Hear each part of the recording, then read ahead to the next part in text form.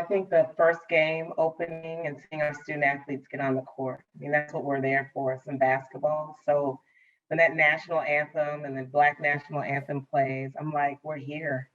And when we crown that champion on Saturday, both the men and women, Lincoln University and Fayetteville State, such awesome games. Like those moments right there for me is like, we did it. And we these student athletes. And that's a moment that I always cherish, the start and the finish.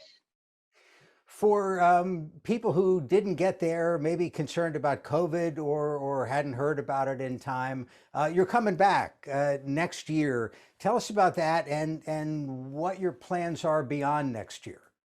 This year really, I keep saying it overexceeded my expectations of people showing up, given that we were in COVID. Al Hutchinson and I spent a lot of time with our teams just saying, let's just focus on getting people here safe, making sure that all of our events, we have the right protocols, we communicate them the same way, we do as much as we can to engage the community and let everything else, numbers and everything else fall in place.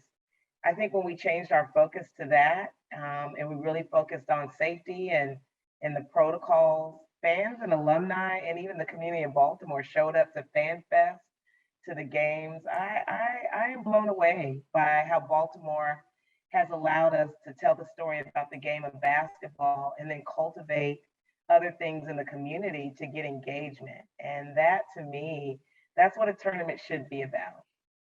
What kind of feedback did you get from the players, the schools, the fans about Baltimore, but also about not being in Charlotte for the first time in more than a decade, right? Yeah, we've gotten great feedback. I mean, even in the airport coming home, folks were just like, great tournament.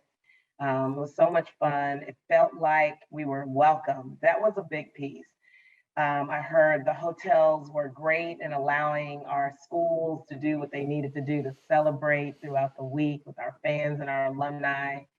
I heard the Fan Fest. I heard, we had the Super Saturday event where there was cheerleading competitions, band, and I heard a young lady on the news that actually was just so thrilled to be recognized as part of one of her dance groups in Baltimore City area.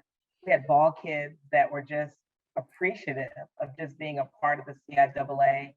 I think people felt like they were at home. I mean, even if your team wasn't playing, everyone still showed up to cheer for the CIAA and its teams that were playing. And it's a community and family affair. And I'm just glad to see Baltimore fans even show up to the games. I took a picture with the family. It was their first time coming to a tournament. And they figured out I was the commissioner, and it was just like, oh my gosh, can we take a picture? And I was like, oh my God, can I take a picture with you?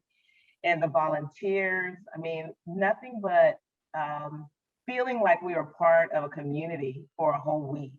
This tournament is a hard event. I mean, you've got people coming from across the country in all different diverse backgrounds and institutions.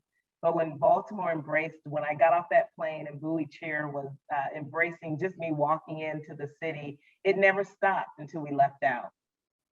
Well, Commissioner, we'll look forward to CIAA 23. Hopefully, no COVID. You know what? I want this COVID to go away. And if we have it, we'll continue to do the good work. And as you can tell, people are going to show up and show out in the city of Baltimore. You truly charmed the CIAA, and we're thrilled to come back next year. Commissioner, thanks for the time. We appreciate it. Thank you.